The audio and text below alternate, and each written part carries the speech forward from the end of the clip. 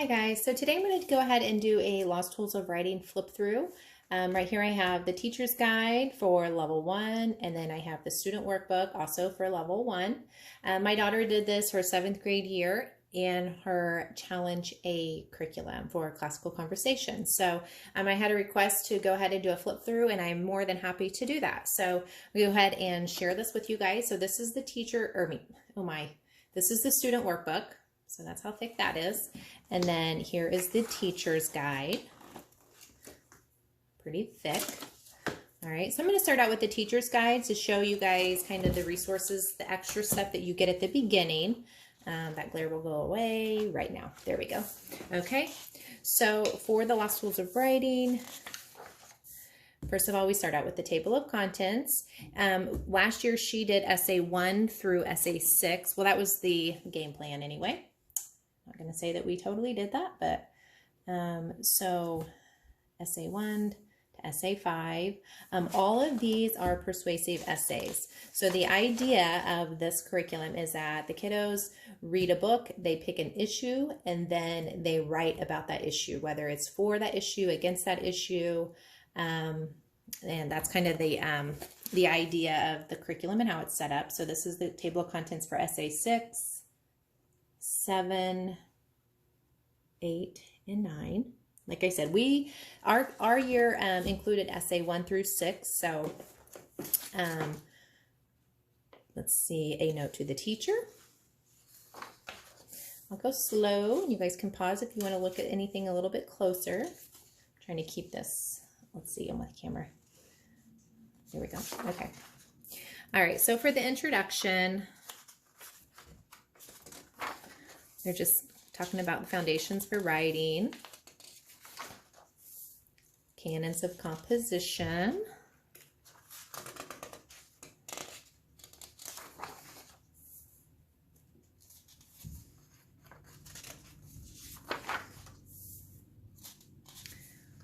they're talking about the different things that the kiddos are going to be learning about, guide to arrangement. I mean, that's kind of self-explanatory. Guide to invention, those types of things. So all that kind of stuff you kind of have to learn, but you will. You'll learn along the way.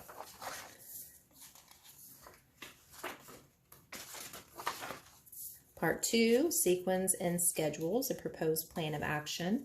I had never looked at this because since we did it with classical conversations, they had everything planned out, but I did breeze through this here before the video, and they do have they lay it out really nicely for you.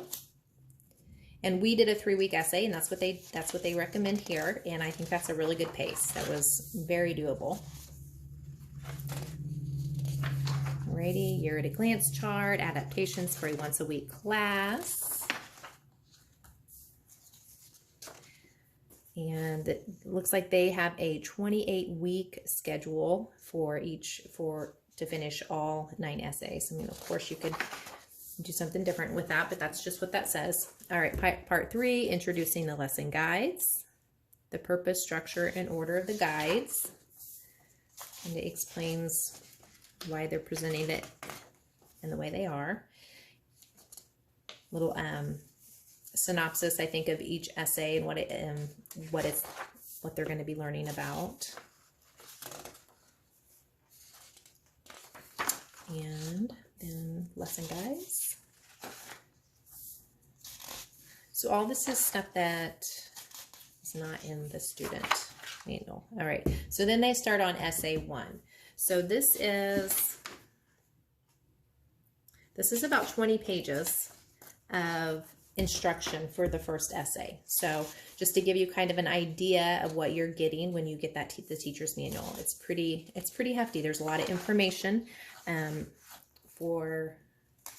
to guide you as a teacher. So if you're not comfortable with teaching writing, everything's here. They got a lot of information for you to use.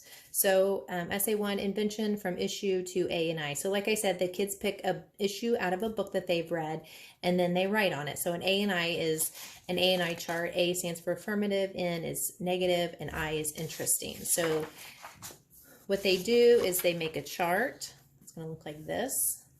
Affirmative, negative, interesting, and then this essay is all about how to take this information and put it into an outline. And I won't do this for each essay, but I just wanted to give you guys kind of an idea of what the teacher's manual looks like. I don't always get the teacher manuals, and I don't always think they're necessary. So I think it's nice to know what you're going to be getting, how much extra stuff you're actually going to get for when you get the teacher's manual. And we're still going. We're still on essay 1, all kinds of stuff.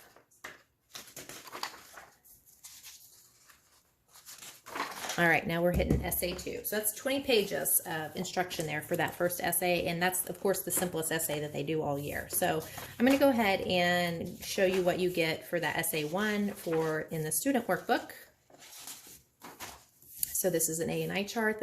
They did this in class. Should Edmund have trusted the White Witch? And they came up with reasons why he should have, why he should not have, and then just some interesting facts. Maybe not facts, interesting points, I guess.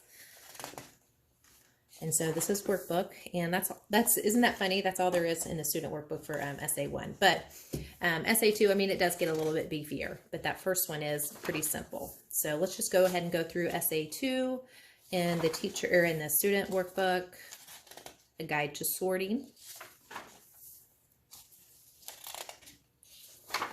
So these are all persuasive essays. I don't know if I said that or not. And so this is one thing. There's several different ways they present the information, I feel like. And so, you know, as a teacher and as a student, you can kind of gravitate, you kind of learn what parts of the book that you really like. And this is one of the parts that we really liked. In the end, once we learned what these things were, obviously the thesis, the enumeration, exposition, proof 1, proof 2, proof 3, we would really just kind of gravitate towards this outline and just plug in our things.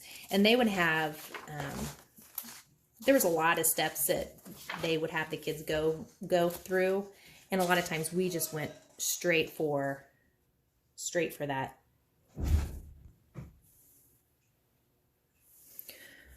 Alrighty, so we'll just keep going here. And to lesson. All right, so I'm just going to go through a lesson with you guys just so you guys can kind of get an idea of what a lesson looks like. So I'm just going to go back to the table of contents real quick and just show you that each essay, they are working on different elements, kind of building their essay each time. So for, let's see, essay 2, for the elocution, which is just kind of like picking out the best words for your essay, they worked on parallelism 1. For the elocution on essay 3, they're working on basic editing verbs. Elocution for essay 4, parallelism 2, and it kind of goes on and on. So for essay 3, that's what I'm just gonna flip through with you guys real quick. They're doing those verbs, but we'll get to that here in a second. So for the first, this is probably something they did in class, so it's not filled out here. Ashley didn't do that. But what they were working on was comparison 1, similarities. So what they were supposed to do is list 2 terms that you will compare, A and B, and then here's a nice graphic organizer that they have. What do both have? What are both? And what do both do? So after they were supposed to do that, they were supposed to read your I column and move any appropriate items to the A or N columns. The I column is the interest column, A and N is the affirmative or negative. Okay. So then it goes on to a guide to exordium. Exordium is like the opening attention grabber sentence. And so it gives the kids a chance to give some examples of some exordiums that they could use for this particular essay. Ask 3 questions. So they should write out 3 questions that they could use for opening sentence.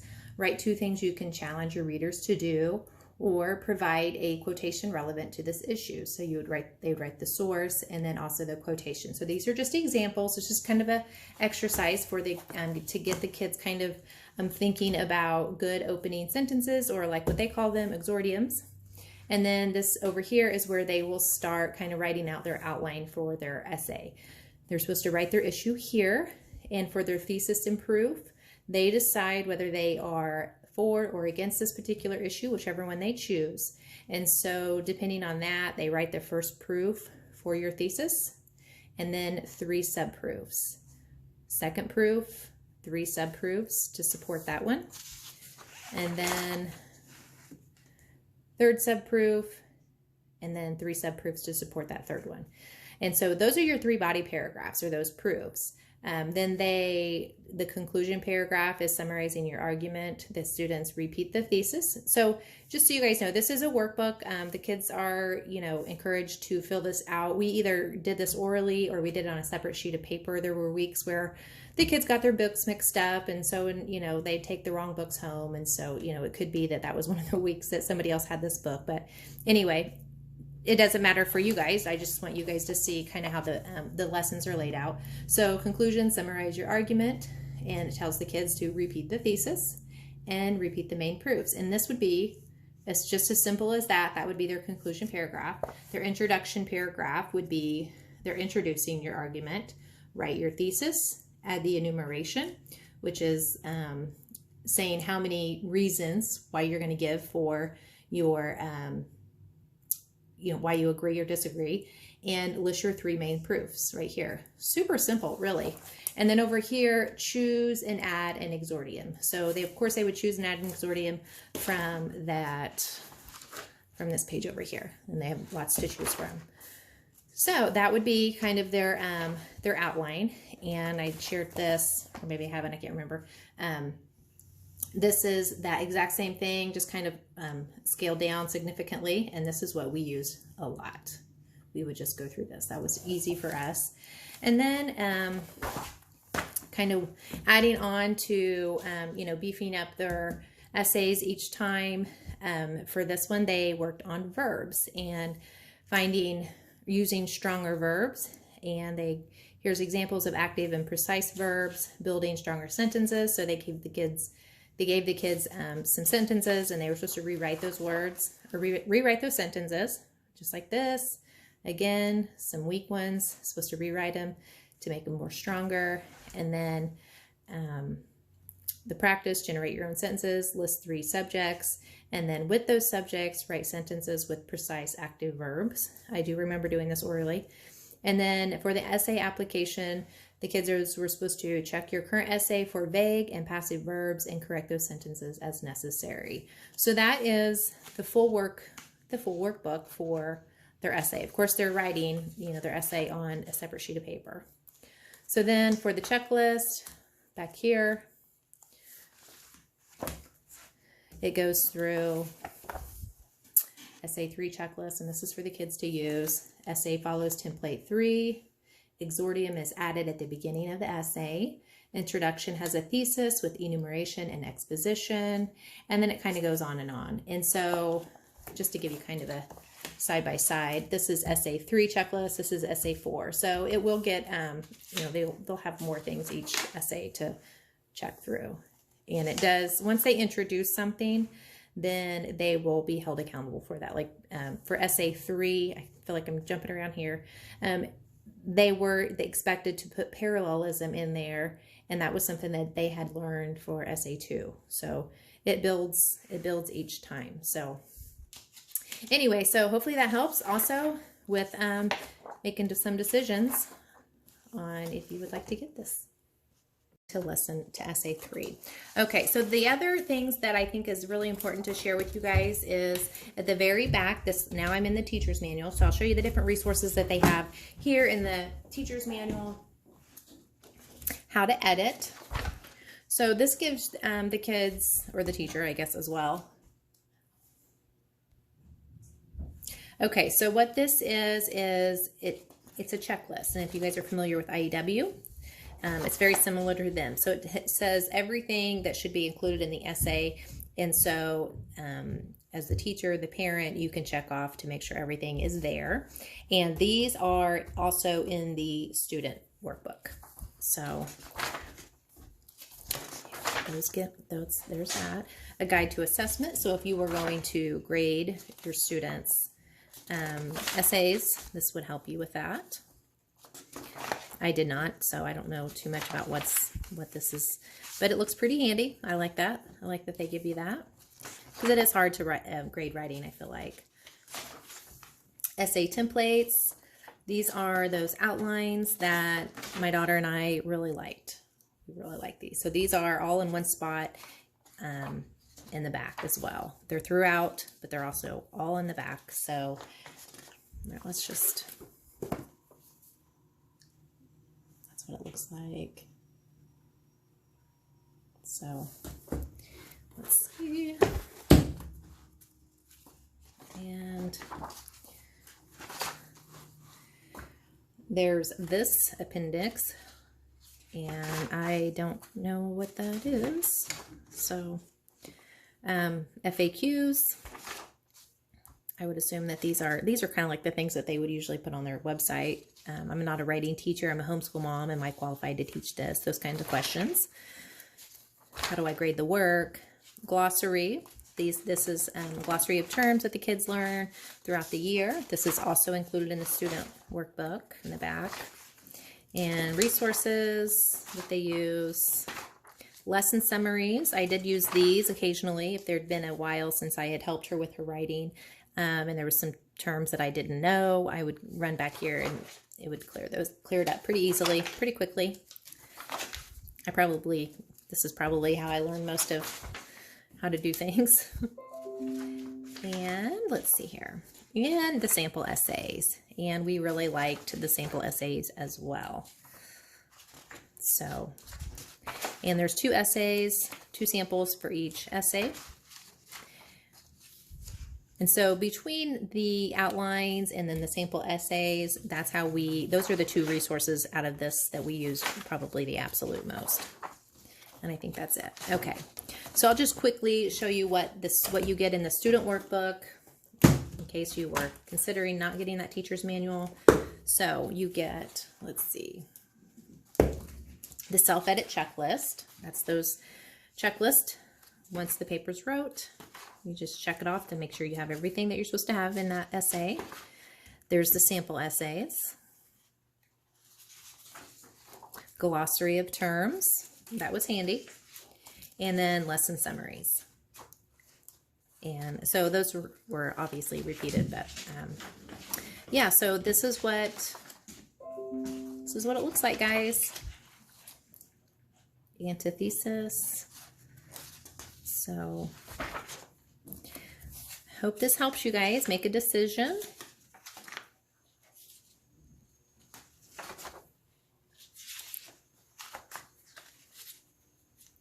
And I hope you guys are, and this is an example of her A&I chart for should Odysseus have gone to Hades. So, alrighty.